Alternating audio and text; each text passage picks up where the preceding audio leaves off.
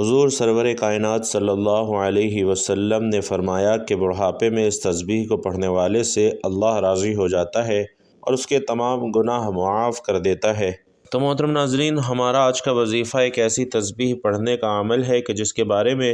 حضور صلی اللہ علیہ وسلم نے فرمایا کہ اس تسبیح کو پڑھنے والے سے اللہ تبارک و تعالی راضی ہو جاتا ہے اور اس کے تمام گناہوں کو معاف فرما دیتا ہے۔ اللہ اس کے ہر عیب اور گناہ سے اسے پاک کر دیتا ہے۔ حدیث ترمذی شریف میں وارد ہے کہ ایک بوڑھا شخص نبی کریم صلی اللہ علیہ وسلم کی خدمت اقدس میں حاضر ہوا اور عرض کی کہ گناہ بہت زیادہ رکھتا ہوں، عمر ہو چکی ہے، اللہ کی نافرمانیاں اور گناہ بہت ہیں،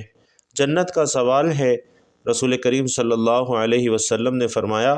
کہ جو شخص یہ تسبیح پڑھتا ہے اللہ تعالیٰ اس سے راضی ہو جاتا ہے اور اس کے تمام گناہ معاف کر دیتا ہے۔ اس پر اللہ تعالیٰ کی رحمت برستی ہے اور اس کے تمام گناہ معاف ہو جاتے ہیں۔ اس بوڑھے شخص نے یہ ارشاد سن کر نعرہ تکبیر بلند کیا اور روانہ ہو گیا۔ نبی پاک صلی اللہ علیہ وسلم نے فرمایا کہ اگر یہ تسبیح جو بھی پڑھے گا تو وہ جنت میں داخل ہوگا، اور وہ تسبیح کون سی ہے؟ ناظرین، آج کا بیان اسی بارے میں ہے، لیکن ویڈیو باقاعدہ شروع کرنے سے پہلے آپ سے گزارش کرنا چاہوں گا کہ ایک پیارا اور مختصر سا درود صلی اللہ علیہ وآلہ وسلم پیارے آقا کے تمام چاہنے والے کمنٹ باکس میں ضرور لکھ دیجئے تاکہ پتہ چل سکے کہ ہم حضور علیہ الصلاۃ والسلام کے چاہنے والے ہیں اور دوسروں کو بھی اس کی ترغیب ہو سکے۔ تو ناظرین محترم، اللہ تعالیٰ ارشاد فرماتا ہے کہ اے ابن آدم، تیری پیدائش میں کون کون سی نعمتوں سے ابتدا ہوئی؟ تراب یعنی کہ مٹی سے ہوئی، اور پھر یہ مٹی نباتات کی شکل میں ڈھل جاتی ہے اور سبزہ اس کی غذا بن جاتا ہے، غذا خون بناتی ہے اور پھر نطفہ بناتی ہے، پھر یہ نطفہ رحم مادہ میں جا کر جمع ہوا خون بن جاتا ہے اور دوسرے مرحلے میں گوشت کی بوٹی بن جاتا ہے، پھر اسے ہڈیاں پہنائی جاتی ہیں اور اس میں روح ڈالی جاتی ہے۔ جب ماں کے پیٹ میں بچے کی شکل مکمل ہو جاتی ہے اور پھر جب واضح حمل ہو جاتا ہے تو اسے ولید کہتے ہیں۔ جب ماں کا دودھ پینے لگے تو اسے رزق کہتے ہیں، جب ٹھوس غذا کھانے لگے تو اسے فطین کہتے ہیں، جب کھیلنے کودنے کی عمر کو پہنچ جائے تو اسے سبین کہتے ہیں، آنکھ کو بھانے لگے تو اسے غلام کہتے ہیں، چہرے پر سبزی یعنی داڑھی پھوٹنے لگے تو اسے مراحق کہتے ہیں، جب بلوغت کو پہنچ جائے تو اسے بالغ کہتے ہیں، جوان ہو جائے تو شاب کہتے ہیں، پختہ عمر ہو جائے تو رجل کہتے ہیں، جب 30 سال کی عمر ہو جائے تو کاہل کہتے ہیں، 40 سال کی عمر ہو جائے تو شیخ کہتے ہیں، جب 50 سال کی عمر ہو تو شیخ فانی اور عمل کہتے ہیں۔ عمر ڈھلتے ڈھلتے جب موت کی دہلیز پر پہنچ جائیں، ہڈیاں کمزور ہو جائیں، جسم لاغر ہو جائے، حافظہ کمزور ہو جائے تو اسے عرض العمر کہتے ہیں، اور ان سب کے بعد بالآخر وہ میت ہو جاتا ہے اور مرنے کے بعد پھر سے تراب یعنی مٹی ہو جاتا ہے۔ مٹی سے اس کی ابتدا ہوئی، اخیر بھی مٹی ہی بن جاتا ہے۔ لہٰذا ایک انسان کی عمر کا کارآمد حصہ وہ ہوتا ہے جب وہ جوان ہو، اور عمر کے اس حصے کی بھرپور قدر کی جانی چاہیے اور اس عمر میں زیادہ سے زیادہ نیکیاں کرنی چاہیے۔ ناظرین محترم، ایک حدیث مبارکہ میں ارشاد نبوی صلی اللہ علیہ وسلم ہے کہ 5 چیزوں کو 5 چیزوں سے آگے غنیمت جانو۔ اپنی زندگی کو موت آنے سے پہلے، اپنی فراغت کو مشغول ہونے سے پہلے، اپنی خوشحالی کو تندرستی سے پہلے، اپنی جوانی کو بڑھاپے سے پہلے، اور اپنی صحت کو اپنی بیماری سے پہلے غنیمت جانو۔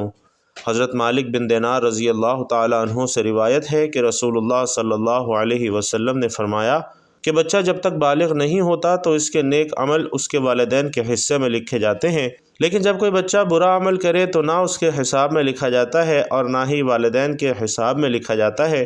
پھر جب وہ بالغ ہوتا ہے تو قلم اس کے لیے جاری ہو جاتا ہے،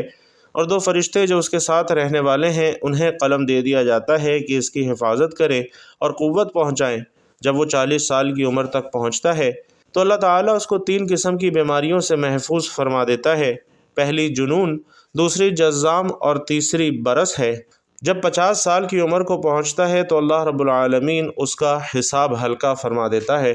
جب 60 سال کو پہنچتا ہے تو اللہ رب العالمین اس کو اپنی طرف متوجہ ہونے کی توفیق دیتا ہے۔ جب 70 سال کو پہنچتا ہے تو سب آسمان والے اس بوڑھے سے محبت کرنے لگ جاتے ہیں،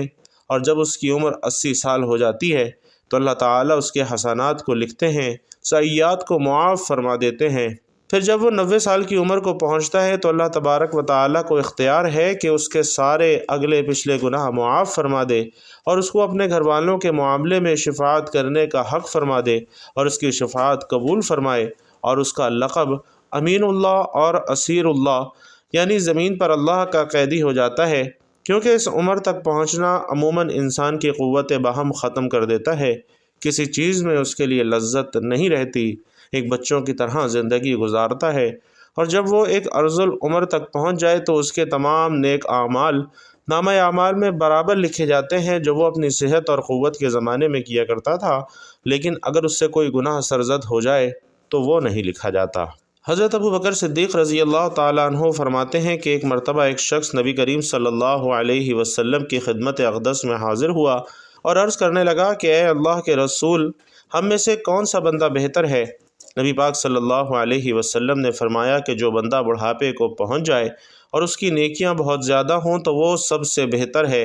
اس نے پھر سے دریافت کیا کہ یا رسول اللہ، سب سے برا شخص کون سا ہے؟ تو آپ صلی اللہ علیہ وسلم نے فرمایا کہ جو شخص بڑھاپے کو پہنچ جائے اور اس کے گناہ بہت زیادہ ہوں۔ اسی طرح حضرت ابن مسعود رضی اللہ تعالیٰ عنہ بیان کرتے ہیں کہ حضور پاک صلی اللہ علیہ وسلم نے ان سے ارشاد فرمایا کہ ابن آدم قیامت کے دن اس وقت تک اپنے رب کے سامنے سے قدم نہیں ہٹا سکے گا جب تک کہ اس سے 5 چیزوں کے بارے میں سوال نہ کر لیا جائے، اور ان میں سے چند یہ ہیں کہ اس نے اپنی عمر کس چیز میں فنا کی، اس نے اپنی جوانی کو کن کاموں میں بہت زیادہ صرف کیا، اور اس نے اپنے علم کے مطابق کیا عمل کیا۔ اسی طرح سے حضرت انس رضی اللہ تعالی عنہ کا فرمان ہے کہ نبی علیہ الصلاۃ والسلام نے فرمایا کہ اللہ تعالیٰ جس شخص کی عمر 40 سال تک پہنچا دے تو اللہ تبارک و تعالیٰ اس سے کئی قسم کی بلاؤں کو دور فرماتا ہے، اور شیطان کے عمل نہ کرنے کو، اور اللہ تعالیٰ جس شخص کی عمر 50 سال کو پہنچا دے تو اللہ سبحانہ و تعالیٰ اس پر حساب کتاب کو آسان فرما دیتا ہے۔ ناظرین، ایک مسلمان کے لیے عمر کا ہر ایک حصہ اللہ کی نعمت اور بیش بہا عطا ہے، لیکن ارذل العمر سے پناہ مانگنی چاہیے۔ اللہ تعالیٰ قرآن مجید میں ارشاد فرماتا ہے کہ اللہ نے تم کو پیدا کیا اور پھر وہی تمہیں وفات دے گا، اور تم میں سے بعض کو ارذل العمر کی طرف لوٹا دیا جاتا ہے تاکہ انجام کار حصول علم کے بعد کچھ نہ جان سکے۔ اور حضرت سعد رضی اللہ تعالیٰ عنہ کا بیان ہے کہ نبی پاک صلی اللہ علیہ وسلم نے فرمایا کہ نمازوں کے بعد ان چیزوں سے پناہ طلب کیا کرو کہ اے اللہ، میں بزدلی سے تیری پناہ میں آتا ہوں، اور میں اس چیز سے تیری پناہ میں آتا ہوں کہ مجھے ارذل العمر کی طرف لوٹا دیا جائے، اور میں عذاب قبر سے تیری پناہ میں آتا ہوں۔ اور بھائیوں اور بہنوں، اس حدیث پاک سے واضح ہے کہ نبی پاک صلی اللہ علیہ وسلم نے ارذل العمر سے اللہ تعالیٰ کی پناہ مانگی ہے، اور یہ بھی جان لیں کہ ارذل العمر آخر ہے کیا۔ علامہ عینی لکھتے ہیں کہ ارذل العمر سے مراد یہ ہے کہ انسان اس قدر بوڑھا ہو جائے کہ کمزور ہو کر اپنے بچپن کی ابتدائی حالت میں واپس لوٹ جائے، اور اس کی سماعت بصارت کمزور ہو جائے، اس کی عقل کام نہ کرے اور نہ ہی اس کی سمجھ میں کوئی بات آئے، وہ فرض کو ادا کرنے کے ساتھ ساتھ اپنے ذاتی کام بھی نہ کر سکے، اپنی پاکیزگی اور صفائی کا بھی خیال نہ رکھ سکے، اور اپنے گھر والوں پر بوجھ بن جائے، اور وہی گھر والے اس کی موت کی تمنا کرنے لگیں۔ اگر اسی شخص کا گھر بار نہ ہو تو وہ بالکل تنہا ہو جاتا ہے، اور اس سے بڑی مصیبت کیا ہوگی۔ دعا ہے کہ اللہ پاک اس عمر سے ہم سب کو محفوظ فرمائے۔ 40 سال کی عمر کے بعد ناظرین، انسان کے اعصاب کمزور ہو جاتے ہیں، اور جن لوگوں پر اللہ سبحانہ و تعالیٰ کی خصوصی کرم نوازی ہوتی ہے وہ 60 سال کے بعد بھی مضبوط نظر آتے ہیں اور ان کے حواس قائم رہتے ہیں۔ حضرت عطا نے حضرت ابن عباس رضی اللہ تعالیٰ عنہ سے روایت کیا ہے، سورۃ النحل کی آیت میں ارذل العمر کا جو تذکرہ ہے وہ مسلمانوں کے لیے نہیں ہے، کیونکہ مسلمانوں کی عمر جب زیادہ ہو جاتی ہے تو اللہ کے نزدیک ان کی عزت اور کرامت بڑھتی جاتی ہے، اور اس کی عقل معرفت بھی زیادہ ہو جاتی ہے۔ اور حضرت اکرمہ نے کہا کہ جو قرآن مجید کی تلاوت کرتا رہتا ہے وہ ارذل العمر کی طرف نہیں لوٹایا جاتا۔ ایک مرتبہ ایک شخص نے حضرت علی رضی اللہ تعالیٰ عنہ کی خدمت میں حاضر ہو کر یہ سوال کیا کہ امیر المومنین، میرے بال سفید ہوتے جاتے ہیں، اس کا کیا مقصد ہے؟ حضرت علی رضی اللہ تعالیٰ عنہ نے فرمایا کہ جب حضرت آدم علیہ السلام زمین پر آئے اور بوڑھے ہونے لگے تو ان کے بال بھی سفید ہونے لگے تھے، اور جب پہلی مرتبہ حضرت آدم علیہ السلام نے اپنے بالوں کو سفید ہوتے ہوئے دیکھا تو اللہ تبارک و تعالی سے عرض کی کہ اے اللہ میرے بال سفید کیوں ہو رہے ہیں؟ تو رب کریم نے فرمایا کہ بالوں کا سفید ہونا بڑھاپے اور بزرگی کی طرف اشارہ ہے، اور انسان کا بوڑھا ہو جانا انسان کو نفسانی خواہشات سے دور کرتا ہے، اور اس بات کو واضح کرتا ہے کہ اس شخص کے پاس زندگی میں تجربات ہیں جن سے مشورہ لے کر اپنے آپ کو بہتر بنا سکتے ہیں۔ اس لیے اللہ تعالیٰ بوڑھوں کے مشورے زیادہ پسند فرماتا ہے، یعنی کہ بوڑھوں کے پاس جو تجربات ہیں وہ اچھا مشورہ دیتے ہیں، اور احادیث مبارکہ میں اللہ کے نبی صلی اللہ علیہ وسلم کا ارشاد مبارک ہے کہ 4 شخص ایسے ہیں جن سے اللہ تبارک و تعالیٰ قیامت کے دن نہ بات فرمائیں گے، نہ ہی انہیں پاک فرمائیں گے، اور نہ ہی ان کی طرف رحمت سے دیکھیں گے، اور ایسے لوگوں کے لیے دردناک عذاب ہوگا۔ پہلا وہ شخص جو قسمیں اٹھا کر مال فروخت کرنے والا ہو اور اس کی عمر بھی بڑھاپے میں پہنچی ہو، اور وہ قسمیں اٹھاتا ہو خواہ سچی ہوں یا جھوٹی ہوں، اللہ سبحانہ و تعالی اس سے نفرت فرماتا ہے۔ پیارے آقا صلی اللہ علیہ وسلم فرماتے ہیں کہ قسم اٹھانے سے سامان تو فروخت ہو جاتا ہے مگر اس سے برکت ختم ہو جاتی ہے۔ جب بیچنے والا کسی سامان پر جھوٹی قسم کھاتا ہے تو خریدنے والا قسم کھانے کے سبب اسے اپنی قسم میں سچا سمجھتے ہوئے یہ سامان تو خرید لیتا ہے، چنانچہ اس کے رزق میں برکت ہو جاتی ہے، بلکہ ہو سکتا ہے کہ منافع کے ساتھ ساتھ حقیقی قیمت بھی ضائع ہو جائے۔ یقیناً جو کچھ اللہ تعالیٰ کے پاس ہے اسے اس کی نافرمانی کے ذریعے حاصل نہیں۔ دوسرا وہ شخص جن کی عمر ہو چکی ہو اور وہ متکبر اور فقیر ہو، یعنی ایسا شخص جس کے پاس نہ تو مال ہے اور نہ ہی وہ لوگوں کو بڑھا چڑھا کر بتاتا ہے کہ میرے پاس یہ بھی ہے، فلاں چیز بھی ہے، یعنی ایک تو فقیر اور کنگال اور دوسروں کا دست نگر اور محتاج ہو، اور اوپر سے تکبر کر کے اپنی جھوٹی برتری بھی ظاہر کرتا ہو۔ اللہ تبارک و تعالیٰ کو یہ بات ہرگز پسند نہیں۔ اللہ تبارک و تعالیٰ کو تو کسی مالدار اور غنی شخص کا تکبر کرنا بھی پسند نہیں، تو پھر فقیر اور محتاج تکبر کرے۔ اللہ سبحانہ و تعالیٰ کے نزدیک ایسے شخص کا تکبر کرنا مالدار آدمی سے زیادہ قبیح ہے۔ تیسرا بوڑھا وہ شخص جو زانی ہو، یہ تیسرا شخص جس سے اللہ تبارک و تعالیٰ نفرت فرماتا ہے۔ بڑھاپے میں زنا کرنے کا مطلب یہ ہے کہ اس کا مزاج بہت ہی زیادہ بگڑا ہوا ہے اور اس کا دل اللہ سبحانہ و تعالیٰ کے خوف سے بالکل خالی ہے۔ جوانی کی ایک طویل عمر گزارنے کے بعد اور متعدد تجربات کے حصول سے انسان کی عقل کامل ہو جاتی ہے۔ حضرت ابو ہریرہ رضی اللہ تعالیٰ عنہ سے روایت ہے کہ رسول پاک صلی اللہ علیہ وسلم نے فرمایا کہ 3 ایسے شخص ہیں جن سے اللہ تبارک و تعالیٰ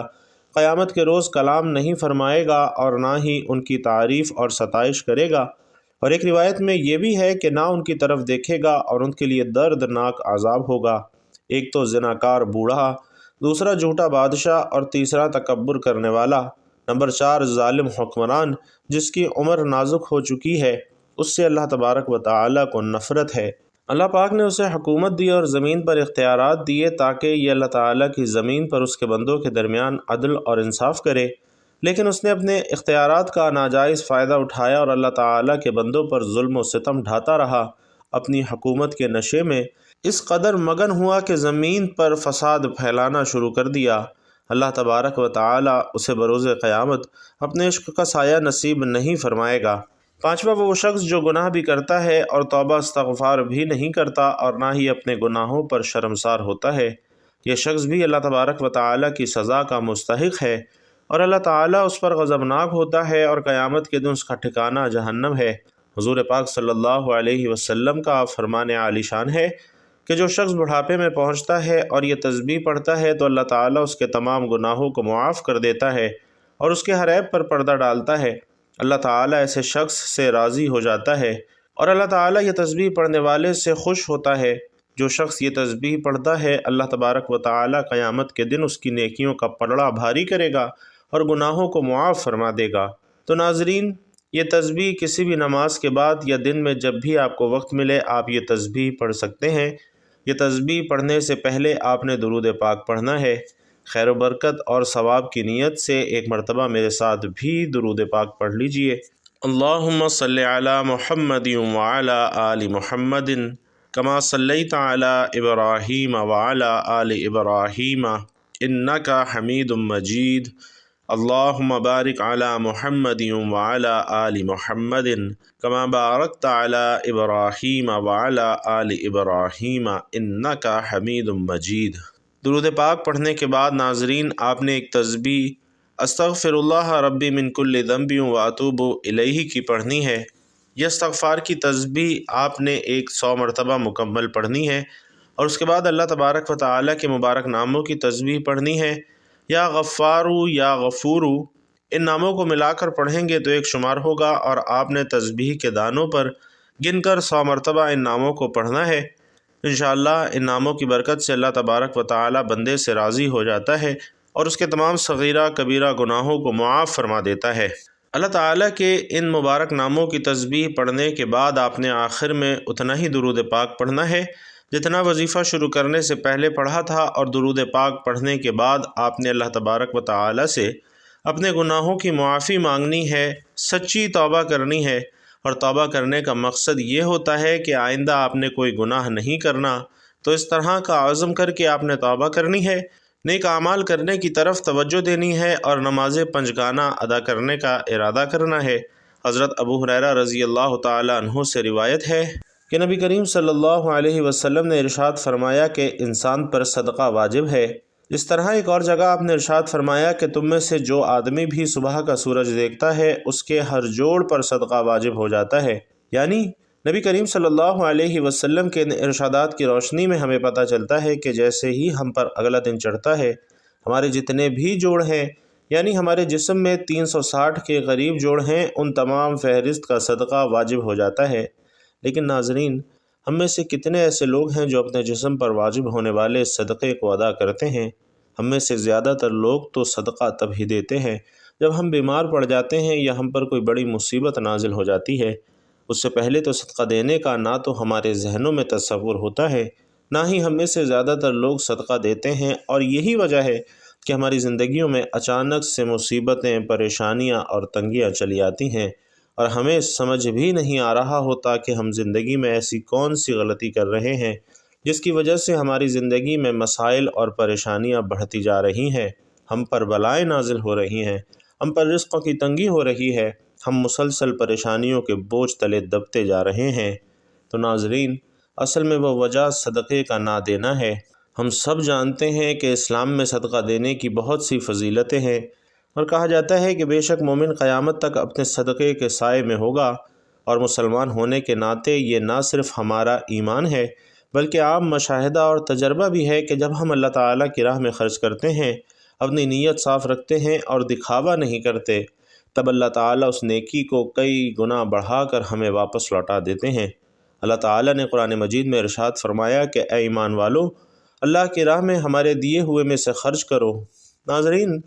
ہم انسانوں کی کچھ اوقات نہیں ہے، نہ ہی ہمارے بس میں کچھ ہے، ہم پر ساری عنایات اس رب کی ہیں جو اس سارے جہان کا مالک ہے۔ یہ اسی ذات کا کرم ہے کہ اس نے ہمیں دینے والوں میں سے بنایا ہے، لہٰذا یہ ہمارا فرض ہے کہ ہم اس کے عطا کردہ رزق سے غریبوں، مسکینوں، لاچاروں، ضرورت مندوں،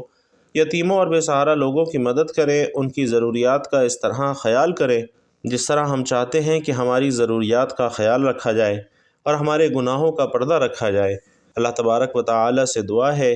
کہ ہم سب کو صدقہ کرنے کی توفیق عطا فرمائے، اور ہم سب کی تمام حاجتیں اپنی بارگاہ سے پوری فرمائے، آمین یا رب العالمین۔ بھائیوں اور بہنوں، آخر میں آپ سے گزارش ہے کہ اللہ تبارک و تعالی کا انتہائی طاقتور صفاتی نام یا رزاق